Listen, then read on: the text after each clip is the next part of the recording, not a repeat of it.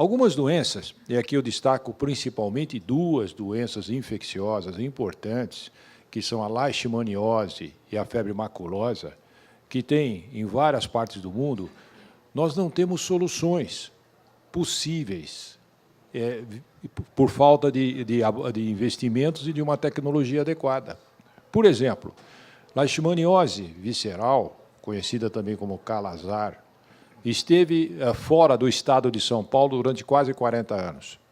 E São Paulo, o Estado com maior número, com maior condição para resolver as situações, quando voltou a leishmaniose há 40 anos atrás, há pouco tempo atrás, há 20 anos atrás, nós não mais conseguimos eliminá-la. Não só não conseguimos, como ela está em expansão. E não é falta de recurso. Recursos existem para isso, mas nós não conseguimos entender o que está acontecendo. Conhecemos o vetor, sabemos a transmissão, tem os vetores intermediários, os cães, e nós não conseguimos fazer alguma coisa que não seja muito dolorosa para todos, como matar cães, que é uma coisa hoje que não se tem. Febre maculosa, a mesma coisa. Doenças absolutamente graves que têm acontecido em regiões aqui, que nós não temos tanto diagnóstico, como principalmente medicamentos adequados para eliminar. São doenças negligenciáveis, porque as pessoas não têm... você investir nessas doenças, ela não dá retorno financeiro. Então, eu entendo que um simpósio como este, ele é fundamental para que a gente possa albergar e pensar em alguns problemas de saúde em que não existem interesses comerciais exclusivos para resolvê-los, pessoas que vão ter lucros com esses investimentos. São investimentos... Então, o processo social aqui tem que prevalecer especificamente para resolver. Senão, nós não vamos ter solução, como nós não teremos soluções em vírus que aparecem na África a todo momento, como Ebola, Marburg e outros vírus. Bem, dito isso, então, eu já tenho a satisfação de ouvir já o primeiro tópico que nós vamos ter um debate posteriormente. Então, eu gostaria, então, de pedir para a doutora Verônica Arroyave que fale sobre o tema para nós, sobre, através dos investimentos possíveis e necessários. Por favor, Verônica.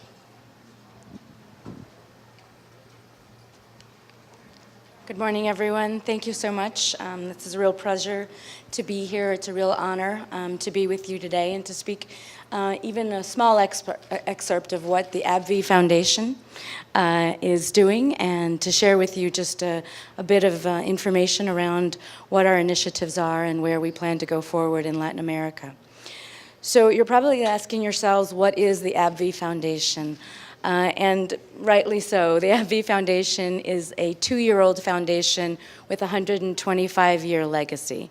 It comes out of Abbott Laboratories, and the company split, and there was a formation of Abbott Laboratories and AbbVie Pharmaceuticals.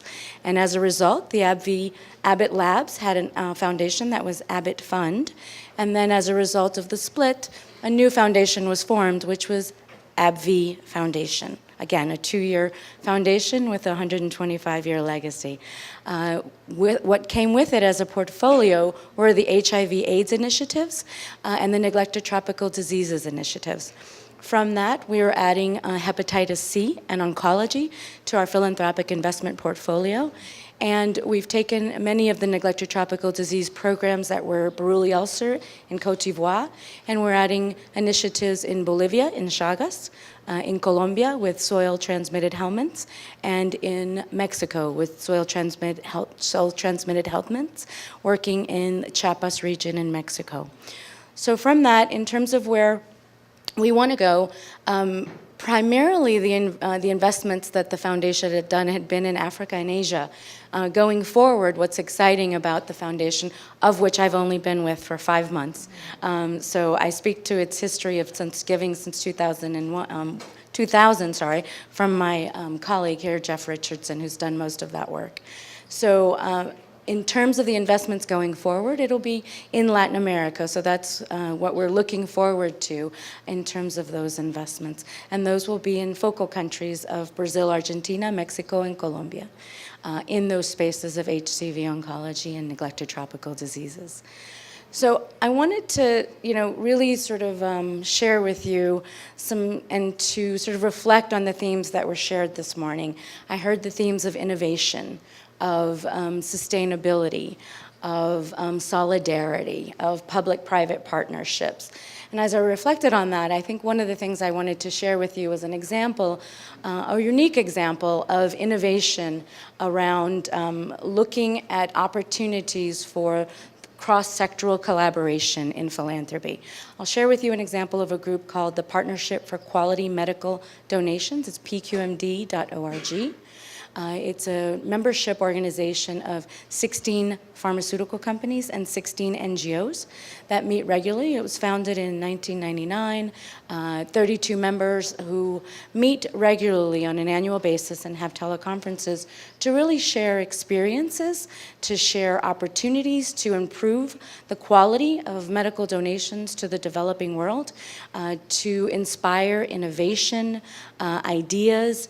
And one of the things, I did a bit of research on this group, one of the things that I learned is that they really focus on emphasizing communication, collaboration, and coordination. And the ways in which they do that are really looking at bringing together what in normal life would be competitors, right? 16 of the largest pharmaceutical companies, 16 of the largest NGOs.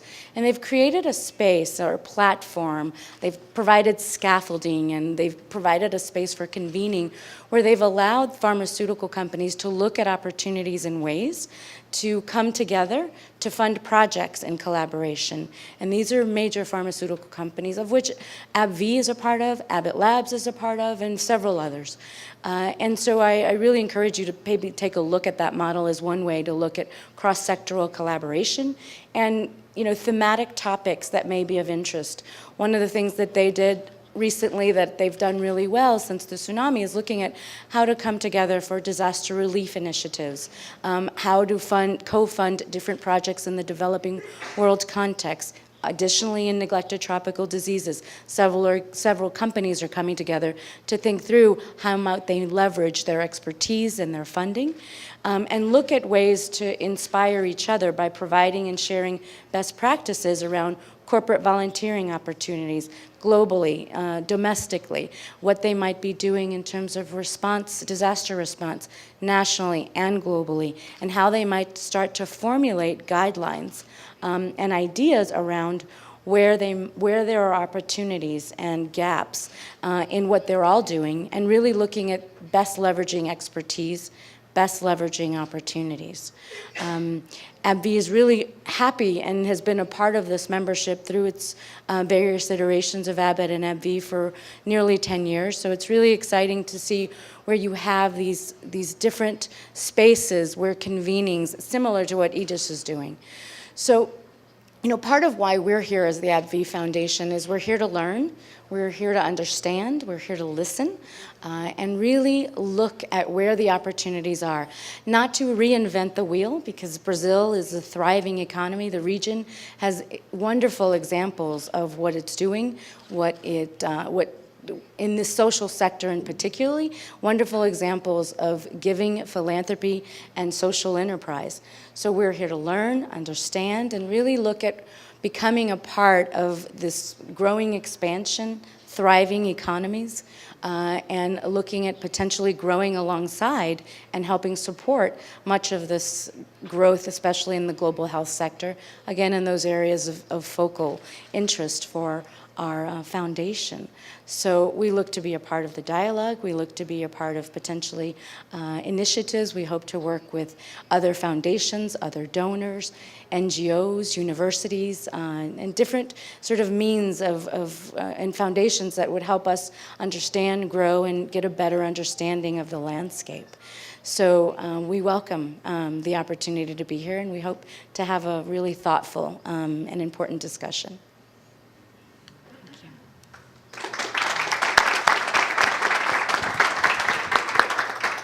Obrigado, Verônica. Agora, a doutora Helen Agler, que é CEO do The Fund, vai falar para nós sobre inovações na saúde e através até de investimentos filantrópicos.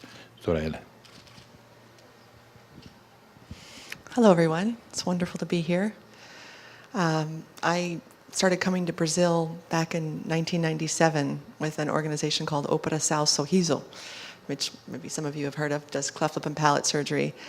And it's been absolutely amazing to see, since now it's been almost 20 years, the shift in philanthropy and corporate engagement and volunteerism. So first, I just want to congratulate everyone who's been participating in this incredible revolution that's taking place here in Brazil. How many people before today had knowledge about what are neglected tropical diseases? I'm just curious okay, most people. I was sometimes asked who's had a neglected tropical disease, but I was warned recently, like, don't make people talk about their intestinal worm infections.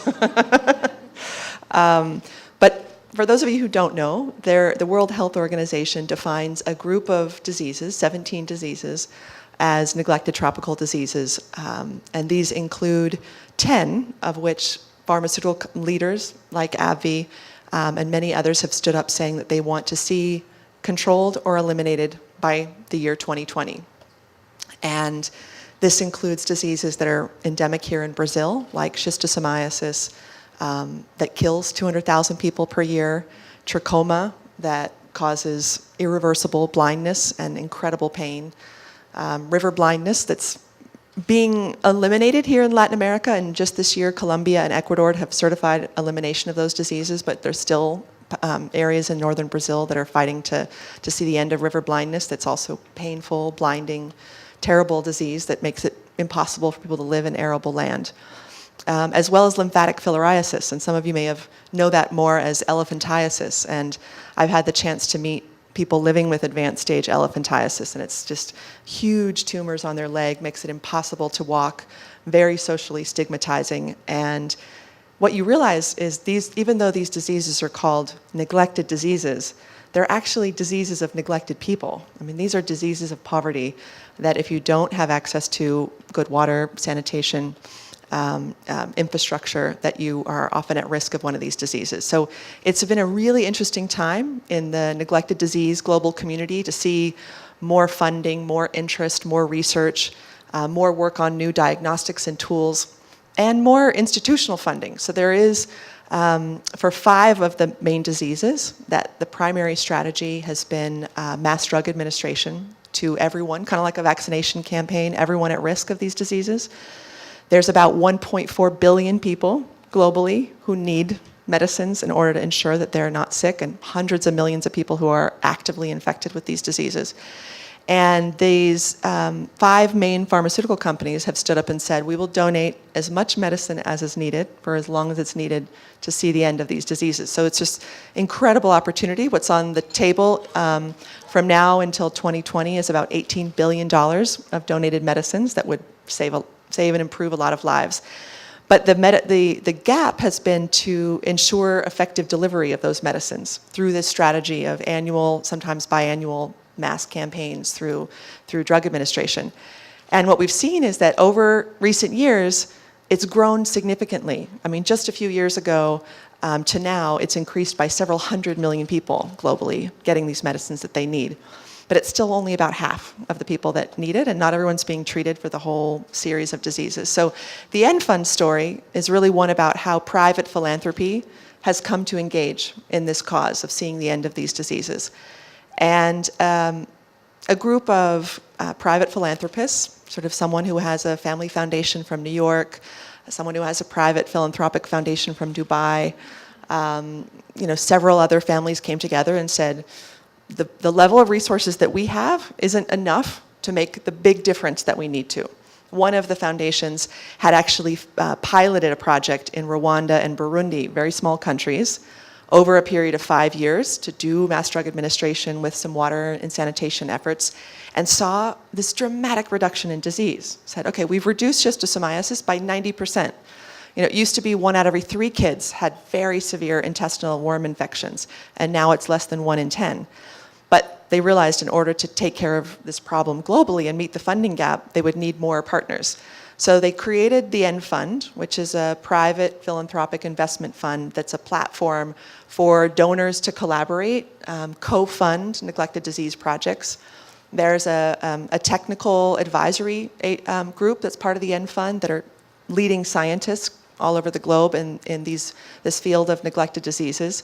There's a programmatic team inside the End Fund that sort of scopes out where are the gaps globally. Currently, the End Fund has identified programs in 15 countries where it's investing. And what's interesting is because it was created as a platform to support an entire movement, the focus has been on the donors and on really making this interesting, accessible. These are unpronounceable diseases, often that many people have not heard of. And so to really make it of interest, so creating opportunities to go to the field, to meet patients, to see where their private dollars could make an outsized impact. And so some of the projects that were chosen were things like in Mali, the US government was funding a neglected disease program, but after the coup there, the US funding could not be mobilized. So the private philanthropists came in and filled that gap and made sure that 13 million people got the medicines that they needed. There's an effort going on in Tanzania now where they found a backlog of thousands of people who need trachoma surgery. Otherwise, they will go blind, and now are implementing a program to make sure 5,000 of those people get surgery. So just very tangible ways of getting into a huge problem. And so far, the End Fund group of investors has mobilized close to $50 million it'll be by the end of this year. So that's really in less than 3 years is a huge amount of funds to be mobilized. And this year will ensure medicines are delivered to over 50 million people in 15 countries. And what I love about it is just it's such a personal story of families. I mean, like you see husbands, wives with their kids deciding to start a family foundation, and this is where they've made their first investment, and they, travel together to Africa for the first time and see this transformational change. And I think that for all of us working in philanthropy, we realize there are so many social problems and so many needs, and you focus on people suffering from just painful diseases. But I also feel like the stakeholders that we need to think about are all of us in this room and engaging other donors and philanthropists. And actually philanthropy means love of humanity. And it's an act of giving, and the act of giving the highest part of yourself. That's kind of a form of self-realization. And so we really at the End Fund have had this value of like, how can we make this the best experience possible for the group of investors so that you can create this growing group of people that will be committed to diseases of poverty and people living with these diseases around the world. So I think it's just been a very interesting platform to create a very narrow, specific set of diseases and engage donors around those. And all of the grants that are made as a consortium, and we sort of ensure that all the reporting back to donors, they've agreed on a common platform for reporting, and that's, for those of you in the grant world know that that's sometimes very difficult. So that's just something that we've been trying to experiment with. Can we create efficiencies through integration, through collaboration? And it's so far been just a wonderful experience, and I'd be glad to kind of share further information, or if you want to visit end.org. We're constantly showing new information about these donor collaboratives. So thank you.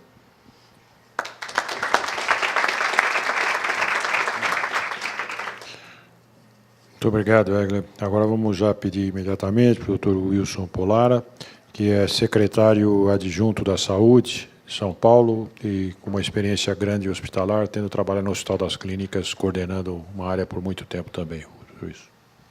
Então, eu queria inicialmente agradecer o convite para poder estar falando para uma plateia tão qualificada como essa. E eu ingressei junto com o Dr. Marcos Kiesel na Faculdade de Medicina em 1968. Acredito que alguns de vocês nem nascidos estavam, né? E durante praticamente 20 anos eu permaneci dentro da universidade. Fiz todos os meus graus, mestrado, doutorado, livre docência, e há uns 25 anos atrás eu tive a oportunidade de começar a participar em uma rede de hospitais filantrópicos. E eu cheguei a participar da administração de uma rede de 33 hospitais do Brasil. Então, eu tinha conceitos da medicina, de cirurgião como cirurgião prático, e de hospital e de filantropia. Fui também diretor do Hospital Universitário, na época que o professor Marcos Boulos era o diretor da faculdade, e há 1 ano e 2 meses atrás eu fui convidado para ser o secretário adjunto da Saúde do Estado.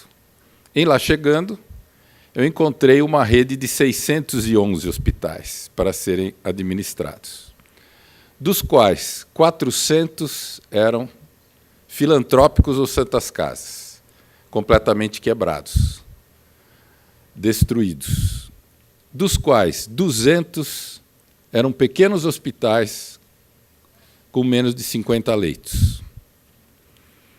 Então, nós tentamos fazer, inicialmente era um plano que tinha uma ideia financeira, mas depois passou a ser um plano que os senhores vão entender, de formação de redes hospitalares, já que esses hospitais não conseguem viver sozinhos. E, recentemente, nós, através do nossa amizade e nosso conhecimento, nós estamos em contato fizemos um convênio com o Instituto IDIS para ensinar esses hospitais filantrópicos a obter doações, porque eles perderam essa capacidade. Quando nós nos formamos, eu e o Marcos, nós tínhamos 3 tipos de pacientes. O primeiro era um particular, que conseguia pagar ainda o atendimento médico, que naquela época não era tão caro como é hoje. O segundo é aqueles do Instituto Nacional de Previdência Social, o INAMPS, que precisava da carteira de trabalho para ser atendido. E o terceiro grupo eram os indigentes, ou fundo rural, que nós chamamos, que não tinham direito a nada. Então, as irmandades, as entidades beneficentes, os filântropos, os doadores, faziam a sua beneficência doando às santas casas. Esse era o esquema. A maçonaria, o Rotary, o Lions, as igrejas, doavam às santas casas. Em 1988, o governo falou: saúde é direito do cidadão e dever do Estado. Pode deixar que eu vou pagar a conta. E saíram, as entidades filantrópicas saíram totalmente das doações. E realmente o que o governo pagou não foi suficiente. Por quê? Porque ele colocou mais 1/3 pagava e ele colocou mais os outros 2/3 que não pagavam dentro do sistema sem aportar mais nenhum recurso. Foi o que quebrou o sistema de saúde. Então, esse programa que nós vamos mostrar é um programa que tende justamente a recuperar e dar condições a essas santas casas de se recuperarem financeiramente, recuperar o seu prestígio dentro da comunidade e recuperar a sua capacidade de obtenção de doações. Inicialmente, nós fizemos uma classificação dos melhores hospitais, aqueles que poderiam ser o centro das redes, dessas redes hospitalares. E nós chamamos esses hospitais de hospitais estruturantes. Então, através da classificação da sua resolutividade, complexidade, porte e abrangência para outros municípios, eles foram classificados em estruturantes. E nós encontramos 38 hospitais que poderiam ser realmente hospitais com essas características. Destes, 9 já eram filantrópicos. E dos que foram classificados como hospitais de ensino, 17 deles, 50% também eram filantrópicos. Então, 50% do total desses hospitais eram filantrópicos.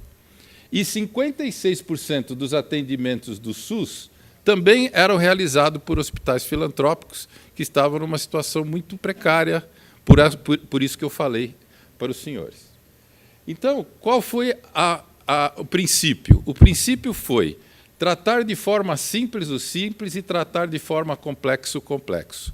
Naqueles hospitais de alta complexidade, só iriam os pacientes que necessitassem daquela alta complexidade. E nós utilizaríamos aqueles outros hospitais que hoje estavam abandonados e que não tinham condições de obter essa complexidade para tratar os casos mais simples, mas tutoriados pelo hospital de alta complexidade. Então, o hospital estruturante de casos terciários, ele precisava se aliviar de dois tipos de pacientes. Os pacientes crônicos, e nós classificamos esses hospitais como hospitais de apoio. Ao final, eu vou mostrar um videozinho para os senhores entenderem que tipo de hospital é esse. São hospitais muito simples, mas que prestam um serviço maravilhoso. E hospitais estratégicos, que são aqueles que fazem os procedimentos de baixa complexidade, as pequenas cirurgias, as hérnias, as varizes, as internações de curta permanência. Desta forma, nós formamos uma rede, tendo como central o hospital terciário, e a este hospital se referem todas as outras estruturas de saúde da região. E nós temos um novo fluxo, que é o paciente, uma vez ele deixou de necessitar dos recursos do hospital estruturante, ele volta para o hospital de apoio ou volta para o hospital estratégico, criando um novo fluxo de retorno do paciente e preservando os leitos de alta complexidade para pacientes que realmente precisam daquela estrutura. Para que isso seja viável, eles têm que ter uma gestão compartilhada, eles têm que trabalhar em conjunto e eles têm que ter o mesmo sistema de informação. Nós temos 17 regiões de saúde no Estado, então foram criados inicialmente um hospital para cada uma das regiões, e no município, na região 1, que é a região do Grande São Paulo, por conter metade da população do Estado, nós dividimos essa região em mais 11 sub-regiões. Então, nós temos atualmente 36 regiões. Então, aqui 34 redes. Então, aqui os senhores veem o município centro da rede, o número de municípios que ele atende, a população e o número de redes que eles contêm. Então, hoje nós temos 645 municípios, 41 milhões de habitantes, 34 redes hospitalares. Nós temos 21 estruturantes, 39 estratégicos, 69 apoio. Atualmente, são 129 hospitais já participando desta rede. E aqui a distribuição, os senhores veem que eles estão homogeneamente distribuídos pelo Estado. A resolução ela é de fevereiro de 2014, e ela prevê auxílio financeiro às instituições filantrópicas, chamado Santa Casa Sustentável. Para que eles tenham essa adesão, todos os seus leitos têm que estar numa central de regulação, chamada CROSS. Essa central de regulação, ela que diz para onde o paciente tem que ir, através da regulação pré-hospitalar, de urgência, dos leitos e do ambulatório. Então, para que o hospital participe, ele tem que implantar protocolos de classificação de risco na entrada para que o paciente possa ser classificado pela gravidade, atender a urgência 24 horas, atender os demais municípios da região, não se sentir invadido por populações de municípios vizinhos, implantar protocolos de alta hospitalar qualificada, isso é, o paciente não precisa mais desse hospital, pode ser transferido para outro, iniciar processo de implantação de custos, porque nós controlamos todos os indicadores desses hospitais, e cumprir as metas de humanização do Estado. Existem 3 comissões, uma comissão estadual, uma comissão regional e uma comissão técnico-executiva que revê o programa continuamente. Existe um forte apoio financeiro e o Estado dá 70% a mais do que o SUS paga para o hospital estruturante, 40% para o hospital estratégico, acima do que o SUS paga, e para o hospital de apoio 10%, mas nós pagamos R$ 300 por dia por leito através dessa RUI. Nesse ano foram 535 milhões investidos nesse programa. Através do Instituto IDIS, nós também estamos criando um ambiente favorável de investimento social. O Instituto IDIS está indo nas Santas Casas para ensiná-las a como tem que obter os recursos, cria planos de obtenção de recursos, oferece soluções para doadores e tem um forte apoio ao terceiro setor. E o fundraising é exercido por tutores experientes em captação de recursos. Cada tutor dedica 30 horas mês por Santa Casa, e o papel do tutor é apoiar o desenvolvimento das tarefas, articular e integrar as Santas Casas entre elas, compartilhar o conhecimento já existente e estimular as ações que a Santa Casa já está realizando. Os objetivos é o fortalecimento da capacidade de captação de recursos privados de cada uma das Santas Casas, medir por indicadores objetivos a real capacidade de obtenção de recursos do terceiro setor e criação de um departamento de captação de recursos para cada uma das Santas Casas. Esse programa também cria indicadores de controle hospitalar, para saber como é que a Santa Casa está indo, e nós temos 12 indicadores online, são indicadores que eu, apertando um botão, eu sei no meio do mês como esse hospital está indo. Eu não preciso esperar o final do mês para ver um relatório. Então, são 4 indicadores de saída, que a gente diz, porque são indicadores influenciados por outros indicadores, e o que vai dar uma transparência e uma confiabilidade que aquela doação que nós estamos fazendo para a Santa Casa está sendo utilizada adequadamente. Isso é uma segurança para o doador.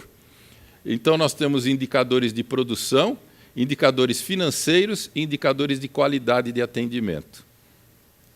Aqui, senhores, já veem, nós temos, além desses indicadores, quando eles são clicados, outros 32 indicadores aparecem. Então, aqui, senhores, já veem os primeiros resultados. Aqui o controle de 17 hospitais, do tempo de permanência, e aqui a taxa de ocupação dos hospitais, eles são seguidos em comparação um com o outro. Aqui nós temos o que eles gastam, por exemplo, com recursos humanos e o que eles gastam com recursos de terceiros. E aqui nós já temos alguns resultados. O senhor já vem, por exemplo, a Santa Casa de Franca, ela já era um estruturante. O senhores veem, olha, ela atendia 1.200 casos e mandava para outros hospitais somente 30, 35. Olha esse Hospital Santo Amaro, ele não era estruturante, mandava muita coisa para fora, e olha, depois dele ser estruturante, deixou de mandar e assume todos os casos.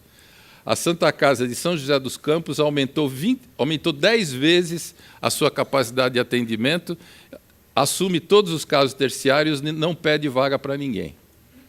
E aqui a média complexidade, os senhores veem como está caindo nos hospitais estruturantes, mostrando que eles estão se concentrando naqueles casos mais graves.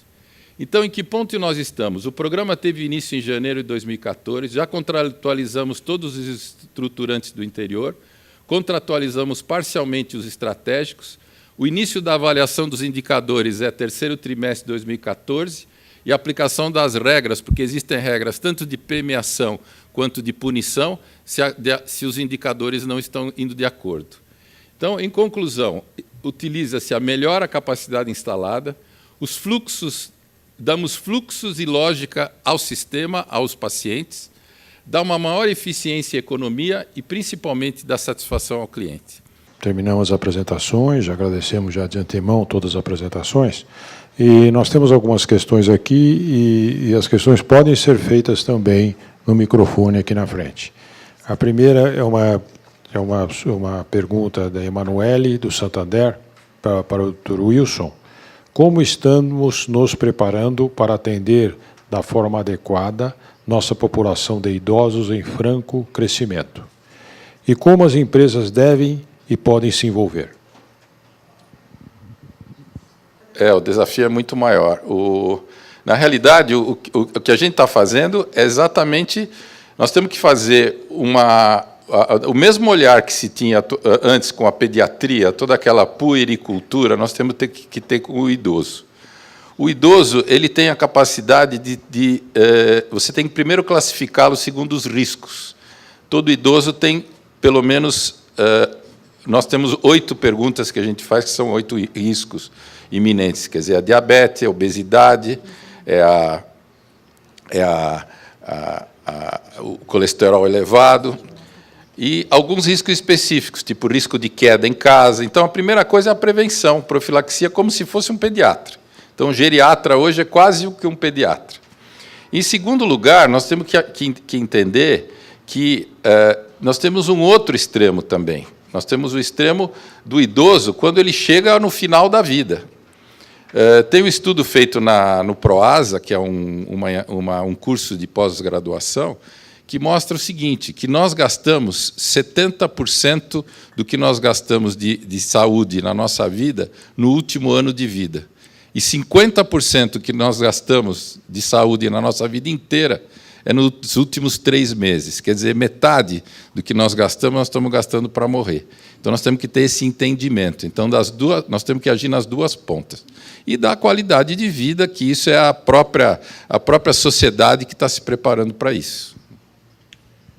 Bem, next question to Ellen and Verónica. What do you think of the anti-vaccination movement? Is there any scientific basis for this? What are the risks for public health if movement grows? Well, the company AbbVie Pharmaceutical is not a vaccine company. However, I would say in terms of the AbbVie Foundation, which we really focus on philanthropic investments, our interest is really looking at building health infrastructure, building health systems, building support systems, building community health training programs, and looking at focusing on the measures and ways in which a community can be supported, provided tools, training, and opportunities to support the NGO structures that are within those communities, hospitals, health clinics, laboratories. There's several examples in terms of what the AbbVie Foundation has done, and that comes from its history. Over 7 million children and families have been helped. 100,000 healthcare workers have been trained.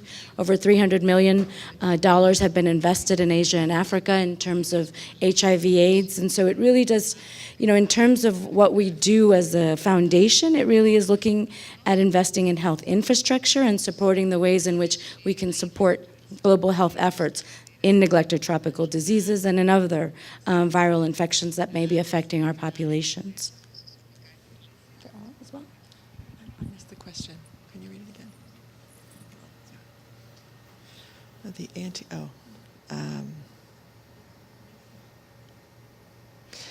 Okay, so the question is about the anti-vaccination movement.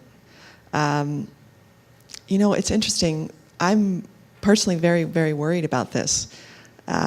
I think that the scientific data has been, I'm not a vaccine specialist, but I think it's been hugely blown out of proportion. And it's a little bit the power of the internet and social media and activists and scientists not actually being good public communicators. I think that there's a real need to have a conversation between scientists and the public that often isn't happening. It's certainly not happening in the United States. And I recently had lunch with the former Secretary of Health of Nigeria. And I was asking him about the problems in northern Nigeria around the polio vaccination. That was, now 4 or 5 years ago. And there was a huge resurgence in polio cases in northern Nigeria because there was a distrust from the local population that these vaccines were going to cause sterilization, kill them. And it was partly the religious leaders, the imams, who were sharing this message. And so, of course, most of the people in the United States said, these religious activists, how could they do this? And the Minister of Health said, actually, people thought that they were uneducated in the north of Nigeria, but they're actually very educated. They're reading a lot. They're tuned into the media. And he went and personally sat down with the imams. And the imams brought out their iPads and sort of flipping through articles and showing online all this anti-vaccination movement literature that was being generated out of the United States. And he said, no, this is what we're reading, and this is why we're deciding not to vaccinate our population. So it just sort of turned on the head where this information comes from. And it's also an incredibly, in the US at least, a very educated population so it's, to me, as a public health professional, just completely confusing. And I worry about my child living in the US that's now seeing more measles cases than ever, seeing a resurgence of diseases we just haven't had to worry about. And I think partly we're a generation that doesn't remember when these diseases were such a big problem.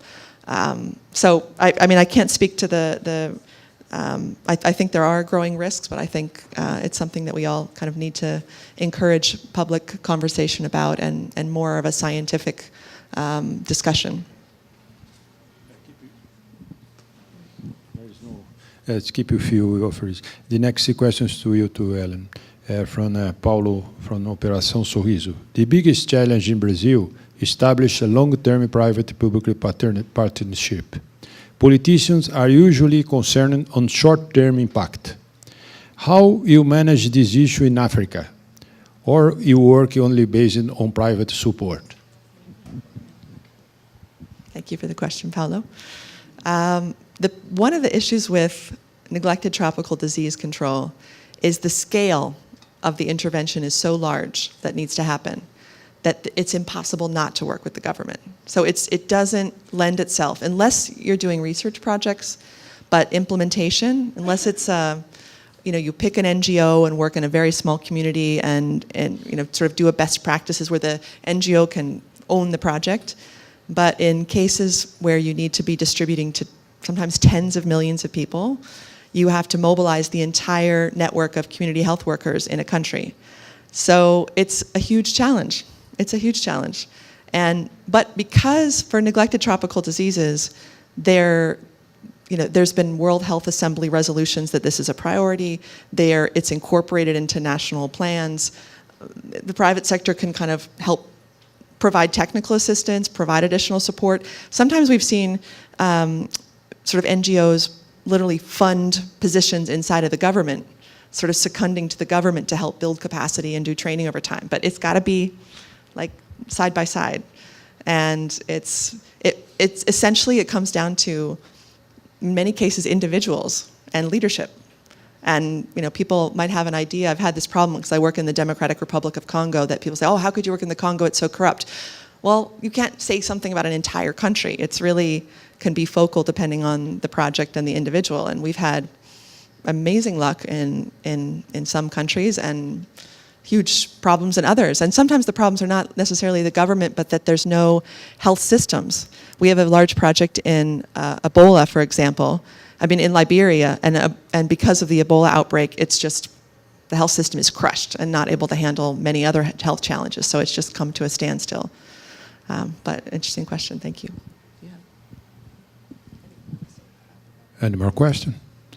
Oh, I asked for both of you.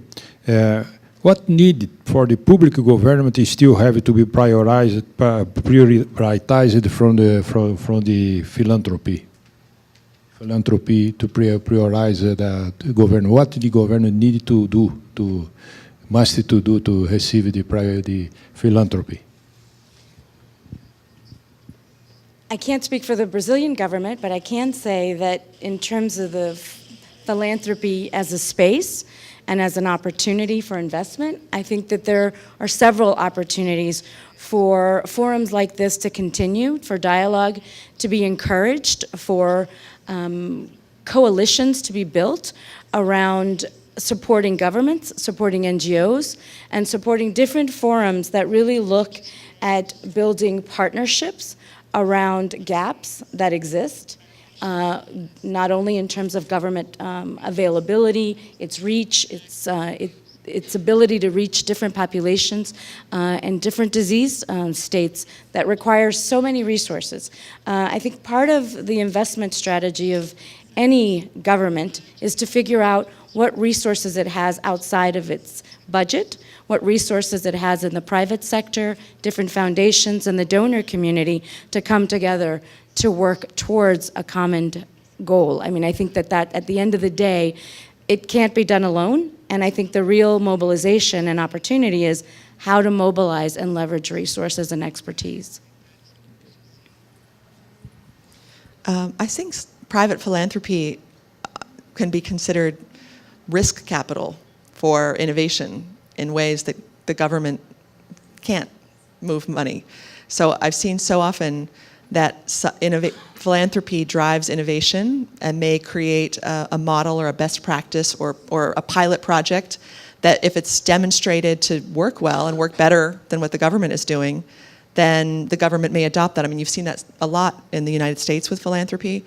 I think even the example of Operation Smile here in Brazil, when Operation Smile first came to Brazil, there was a huge resistance to doing any kind of volunteer surgeries, and there was a law that any child born in Brazil had to be flown to Sao Paulo at a specialty center to get surgery. And it really wasn't until Operation Smile that a huge campaign and thousands of children showed up that had never been received surgery, and they were very late in their childhood or even into their adulthood, that it kind of helped wake up and change the conversation with the government that, okay, actually this system we have in place is not working, and there maybe that needs to change. And I think when it comes to neglected diseases, I mean, I pulled the numbers today. It's 12 million children less than 15 years old here in Brazil are at risk of infection. 1.5 million people require treatment for schistosomiasis. 1.7 million people are at risk of lymphatic filariasis. 14 million people live in areas with river blindness. 50 million people are at risk of trachoma. These numbers are huge, and I know that there are strong government programs, and there's been so much more progress than is taking place in a lot of places that we work in Africa. But I would think that's a very good opportunity for the government that's working more in this area than the private sector is, to carve out and say, this is where we could use private philanthropic support. This is a particular area of need, and I think sometimes in public health it's sort of seen as the government's issue, and actually there's a huge space and interest for private philanthropy to be involved, especially in something so tangible, so life-saving, with such a clear end. And as you've seen, this is what's mobilized people like Bill Gates, who now are passionate and putting so much money into eradicating polio. Just this last weekend, he announced he wants to see malaria eradicated in his lifetime, and is putting another $500 million this year toward that. These are big statements, and a sense that personal philanthropy also wants to see something in their lifetime that can be dramatically improved. And so to say you could check off these diseases, by the time we all in this room die, these diseases could be history. It's a very compelling thing for private philanthropists that I think in large part is not right now private philanthropy part of the conversation. So I think that there's just some space to think more from both sides about how a public-private partnership could be actualized. Yeah. Well, the last question for you, to Agler. The end fund only works with existing treatments, or it also invests in research and development for improving or developing new treatments? The end fund founding was really around the idea of delivering treatments, that for many diseases there still isn't a solution. I mean, you talked about that in your opening remarks, that there's not enough research and development, but for some diseases, the medicines are available, the treatment is clear, the tool is ready, and it just needs to be scaled up. And so that was the vision of what the End Fund could do. Now, there's other great organizations like DNDI, the Drugs for Neglected Diseases Initiative. There's, I know the Gates Foundation brings together are you DNDI? Oh, good, okay, well, DNDI, we should talk to her. So, and in some ways the End Fund, we incorporate operational research into field programs, but that's a whole sort of separate group of organizations and funders that look on the R&D side that I'm sure you could speak to. Em português. A pergunta é para todos os membros, e agora é a última porque nós não teremos mais tempo mesmo. Num sistema de saúde de custo crescente, numa sociedade onde ainda convive doenças negligenciadas, com crescente presença de doenças crônico-degenerativas, como conciliar uma participação eficiente, eficaz e efetiva do setor público e privado? Quer começar? No Brasil, é um pouco difícil, pela legislação, haver uma doação direta do privado para o governo. Nós não temos esse mecanismo. O que nós podemos fazer é o seguinte: o governo tem que dar vantagens para o doador e tem que dar condições para o privado atender a população. Então, é isso exatamente que nós estamos fazendo. Nós estamos resgatando os filantrópicos que têm condições de receber as doações. Resgatando esses filantrópicos, o governo tem condições legais de contratá-los, então ele pode usar o dinheiro de doação para atendimento da população, e o governo pode se manter em ações como essa das chamadas doenças negligenciadas. Quer dizer, eu acho que é muito difícil você encontrar uma doação para uma campanha de vacinação. Por exemplo, o povo brasileiro, o costume brasileiro é achar que isso é responsabilidade do governo. E também outra coisa muito importante que eu acho que o governo tem que fazer, que nós estamos tentando fazer através dessa transparência de números, é resgatar a confiança do doador, porque justamente o grande problema, houve a perda da doação por perda de confiança de que aquele dinheiro realmente vai ser utilizado adequadamente. Então, nós estamos agindo nas duas pontas. Nós estamos tentando unir o doador com o receptor, e nós estamos gerando mais confiança ao doador, porque aquele dinheiro investido realmente vai ter uma destinação adequada. You know, one of the things that I've learned in working in this space, particularly among philanthropists, governments, et cetera, is that everyone wants more coordination, but no one wants to be coordinated. And so one of the things that's really important is looking at coalitions, different spaces that need to be carved out. There are so many challenges, and the opportunities are immense. I think it really does depend on where there is interest, energy, overlapping, funding, and where different coalitions can be built around the topics that are important to governments, to people, to populations, and to the world. I mean, these are all our diseases. And so at the end of the day, coordination, as aspirational as it is what we'll need in order to move forward, to think, to provide leadership, and to provide funding around where overlapping interests lie. I will second your comments on coordination and creating networks.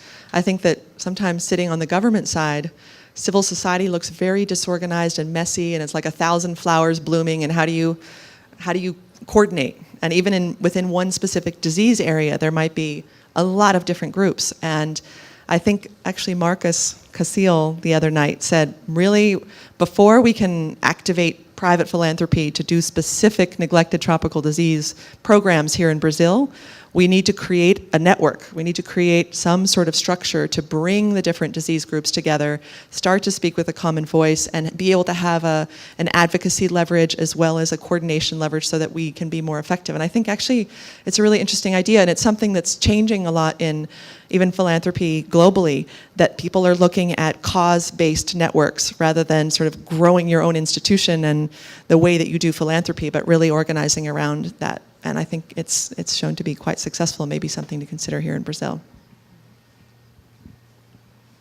Bem, eu acredito que nós tivemos fim de manhã bastante proveitoso com relação ao que se pretendia fazer aqui. Discutir essa interação entre a filantropia, investimentos, em buscar uma ciência, tecnologia para resolver vários problemas que nós temos, principalmente com doenças negligenciadas. Queria agradecer muito Verônica, Ellen, Wilson pela participação e a presença de todos vocês. Está encerrada a sessão.